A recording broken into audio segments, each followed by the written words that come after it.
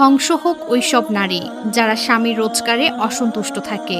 হাদিসের আলোকে এমন কিছু কাজ রয়েছে যেগুলো নারীদের জন্য মারাত্মক ক্ষতিকর এবং ধ্বংসের কারণ হতে পারে। তো চলুন জেনে নেওয়া যাক সেই 8টি কারণ যা ইসলাম অনুযায়ী নারীদের জন্য অভিশাপ ডেকে আনতে পারে। প্রথমত, ভ্রু প্লাক করা বা অন্যকে করানো। নারীর সৌন্দর্য আল্লাহ প্রদত্ত একটি নিয়ামত, কিন্তু যখন কেউ আল্লাহর সৃষ্টি পরিবর্তন করতে চায় তখন তা ইসলাম সমর্থন করে না। হাদিসে এসেছে, ধ্বংস হোক ওইসব নারী যারা চোখের উপরে লোম বা ভ্রু উঠায় এবং অন্যকে ওঠাতে সাহায্য করে। সহিহ বুখারী হাদিস 4886। অনেকে ফ্যাশনের জন্য বা সৌন্দর্যের দোহাই দিয়ে ভ্রু প্লাক করেন, কিন্তু ইসলামের দৃষ্টিতে এটি হারাম এবং অভিশপ্ত কাজ। 2 নম্বর হলো পুরুষদের মতো পোশাক পরা বা আচরণ করা। নারী এবং পুরুষদের মধ্যে আল্লাহ একটি স্বাভাবিক পার্থক্য রেখেছেন, কিন্তু যারা এই স্বাভাবিকতা নষ্ট করে বিপরীত লিঙ্গের মতো আচরণ করে তাদের জন্য হাদিসে কঠোর নিষেধাজ্ঞা এসেছে।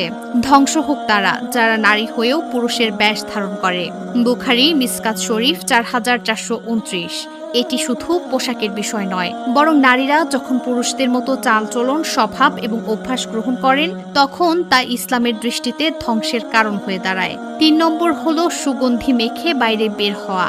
একজন নারীর সৌন্দর্য, লজ্জাশীলতা এবং গোপনীয়তাই তার প্রকৃত মর্যাদা, কিন্তু যদি কেউ সুগন্ধি মেখে বাইরে বের হয় এবং অন্য পুরুষ তার গন্ধ পায় তবে হাদিসে সেটাকে মারাত্মক গুনাহ হিসেবে বলা হয়েছে। ধ্বংস হোক তারা যেসব নারী সুগন্ধি মেখে বের হলো এবং অন্য কোনো পুরুষদের নাকে সেটার ঘ্রাণ গেল, ওই নারী ব্যভিচারিণী। সহিহ জামে 4540।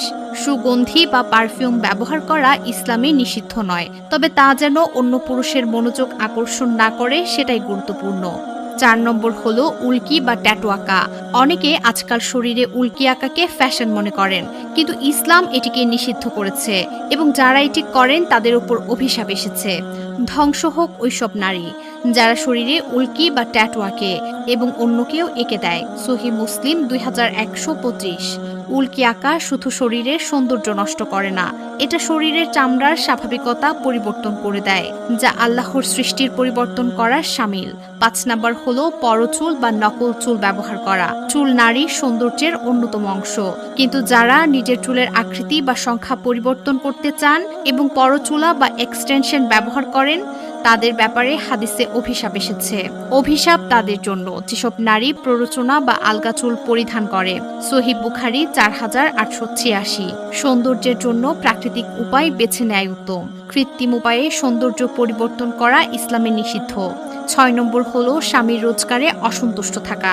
একজন স্ত্রী যদি তার স্বামীর বৈধ রোজগার নিয়ে অসন্তুষ্ট থাকেন বা অহেতুক বেশি চাওয়া পাওয়া করেন তবে সেটি তার জন্য ধ্বংসের কারণ হতে পারে। ওইসব নারী যারা স্বামীর রোজগারে অসন্তুষ্ট থাকে। সহিহ বুখারী হাদিস 6657। 7 নম্বর হলো মিথ্যা অপবাদ দেয়া। নারীরা যদি অন্যের সম্পর্কে না জেনে মিথ্যা কথা বলে বা গুজব রটায় তাহলে সেটি মারাত্মক অপরাধ হিসেবে গণ্য হয়। ওইসব নারী যারা না জেনেই ধারণা করে অন্যের নামে মিথ্যা অপবাদ রটায়। সহিহ মুসলিম হাদিস 2563। 8 নম্বর হলো গীবত বা প্ররোচনায় সময় নষ্ট করা। বোনদের দোষ চর্চা করা বা গীবত করা ইসলামে কঠোরভাবে নিষিদ্ধ করা হয়েছে। যারা অন্যের পেছনে সমালোচনা বিরোধ করতে নিজের মূল্যবান সময় নষ্ট করে। সুনানে আবু দাউদ হাদিস 4874।